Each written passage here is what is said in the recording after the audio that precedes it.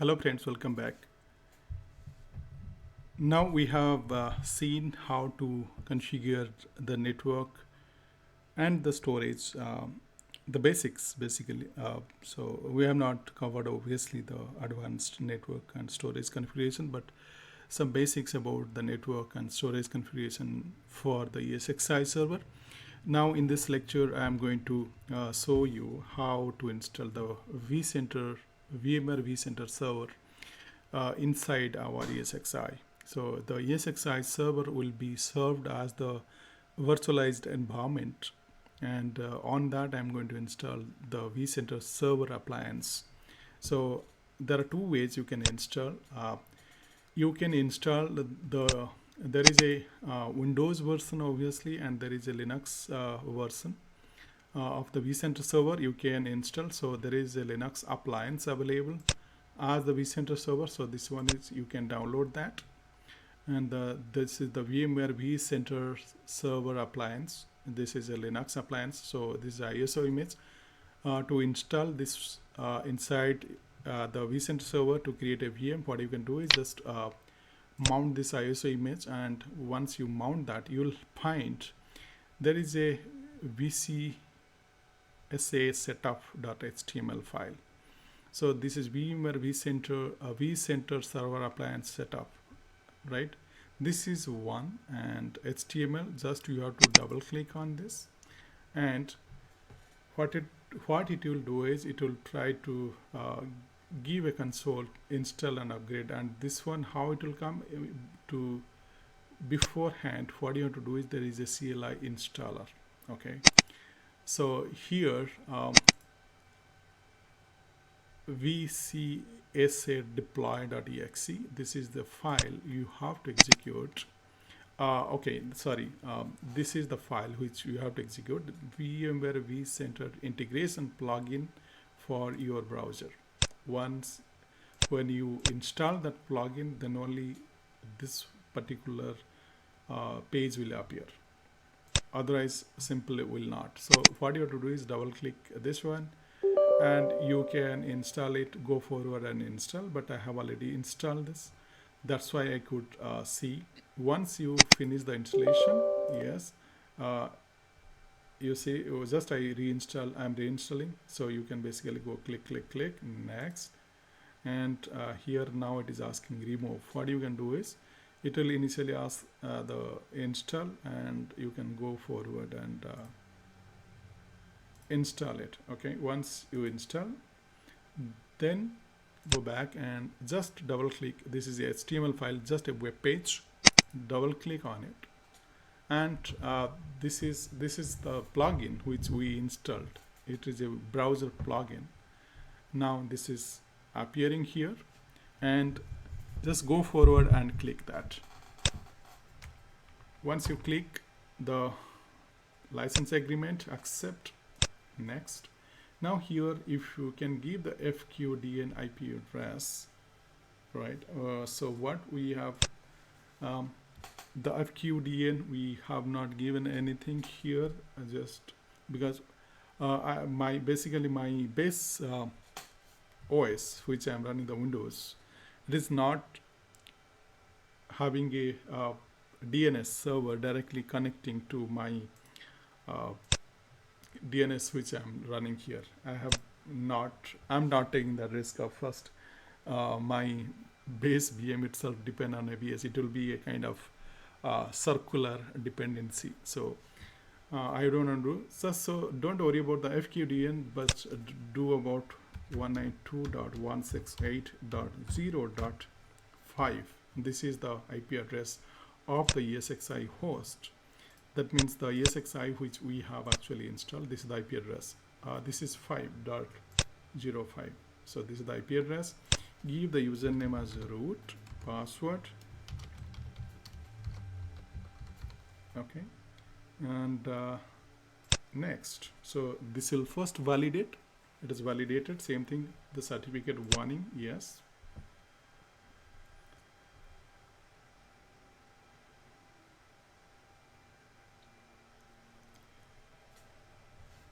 This installation is going to take some time because Obviously it is a vCenter server. It's pretty heavy in terms of resources, um, so it will take some time to install. But let's see appliance name. If you want to give something, so I call it vCenter server 6.0. If what is the hof, this is 6.0. My storage VMware ISO, this is 6.0, right? Yeah, VCSA 6.0. So vCenter server appliance 6.0. Okay, I'll give no space. Okay, root. Now the OS password, it is asking us to provide a OS password. Let me give the same password what I have given. You can choose any complex password. Next. So here you see this is embedded platform service controller. So this is the VM host, that is the ESXi, that's where vCenter server, and install the vCenter server with an embedded platform service controller. I'm going to choose this one, but if you have already a service controller outside, then you can choose any of these. Okay, install platform service controller. If you want to install separately, then you can choose that.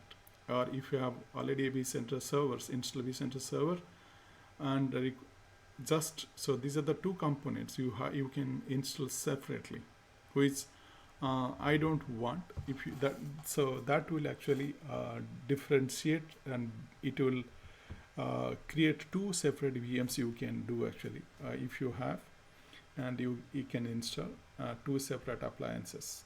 Okay,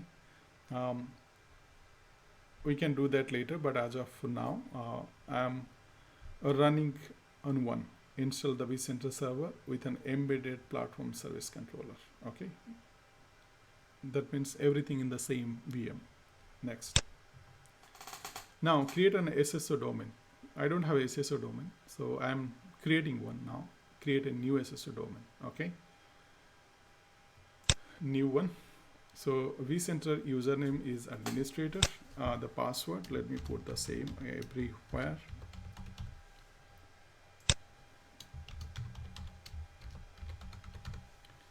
And I call it vSphere.local. Okay, SSO domain name. You can see here it is showing itself example vSphere.local. So keep it vSphere.local. Site name default first site.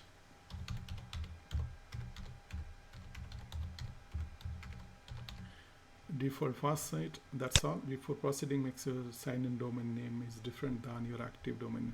Okay, so make sure this is different. Okay, so my domain is pnag.local. This is vSphere.local. Next. Appliance size, so it is a 10 host, up to 10 hosts, and 100 VMs. We are pretty good with this tiny one.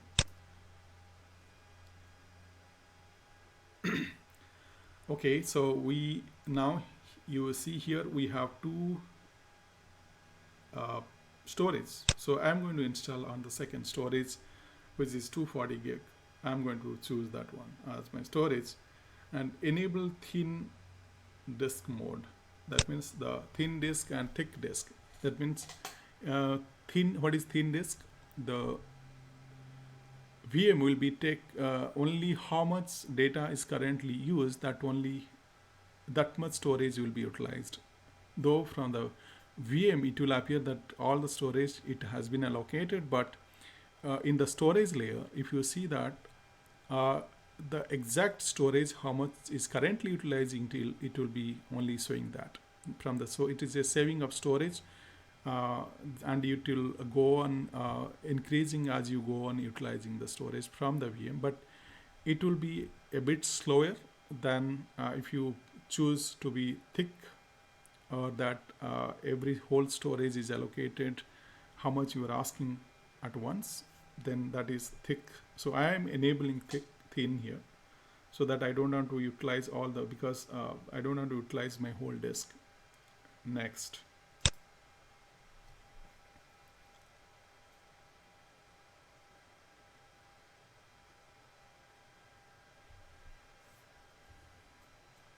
Okay, so it expects, either you can choose if you have one Oracle database already existing in your environment, or you can use embedded database, that is PostgreSQL. So I am choosing the embedded one. So the advanced production environment, you may need to use the Oracle VM or Oracle database. So VM network, you can choose.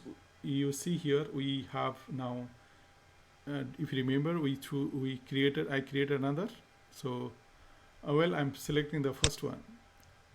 Okay, here if you just see the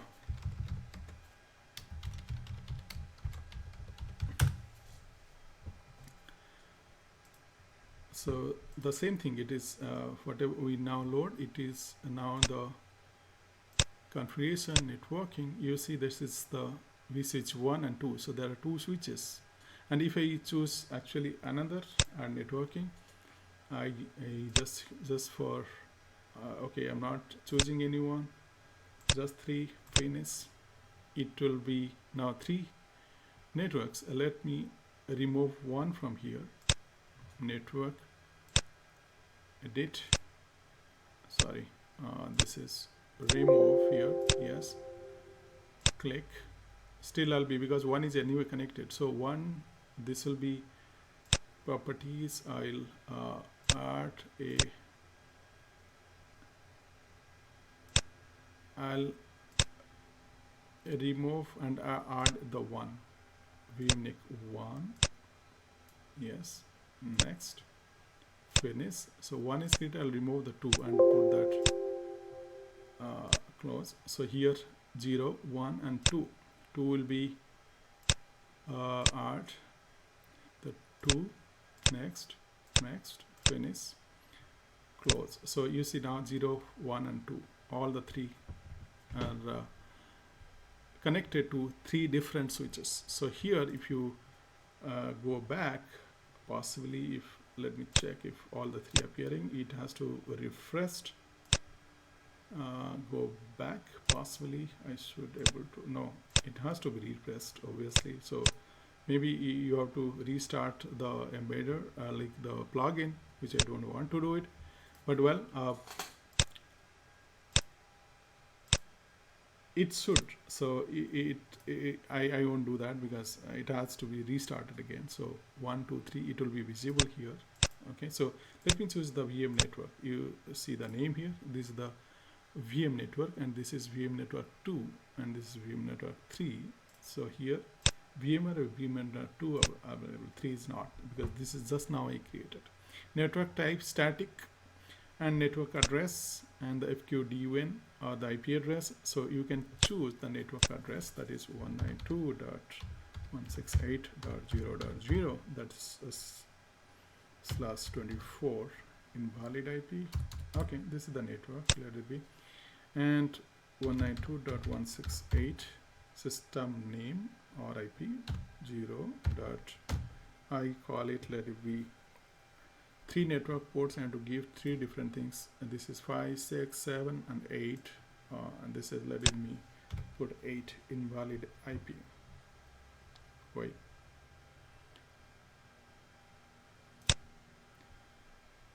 if IP is provided, it must be the same value as the network address. So here this is expecting the IP address rather than the network address. It is, so network address, well, okay, network address. So this is, it is expecting the actual IP. So if FQDN, fully qualified domain name, if it is resolvable, you can give that, or just give the IP. Subnet mask 255.255.255.0, network get 192.168.0.1, DNS server, I call it 192.168.0.1, 1 and with commas 8.8.8.8. Okay, 2. And synchronize appliance time with the ESXi host. I synchronize whatever the ESXi host is having time, just synchronize that, or you can provide a different NTP server if you want. Now, enable SSH. If you want to SSH to this appliance, you can do that. Otherwise, you can just remove it. Next. So IP address is provided is acceptable, but fully qualified domain is recommended. Next. Customer experience environment zone join. Next. And just finish. This is now going on, and it will take some time. Really, it depends upon the storage speed. So it is downloading the deploying appliance, which is here basically. It is in the here it is mounted. From here it is downloading to the ESXi host. Here it is. You can see this. Actually, once it is going on, downloading and deploying the appliance, you can see from here. You see that there is a VMware created here now. vCenter Server Appliance 6.0, which we gave the name, that is what it's creating now. And you can see what is the progress. It is 2 vCPU allocated and 8 gig of RAM is also allocated to this VM. And that's all. And it is slowly continuing. And I'm going to pause this video for time being, and then I'll come back. Welcome back again. You see here the installation is complete, and it is showing the vCenter server is successfully installed. Okay, now we can go and log in the vSphere web client with this URL, and as user as administrator at vSphere.local. Just for if you don't want to forget this, just you can copy it. Copy it in a notepad, okay, just so that you can refer it later.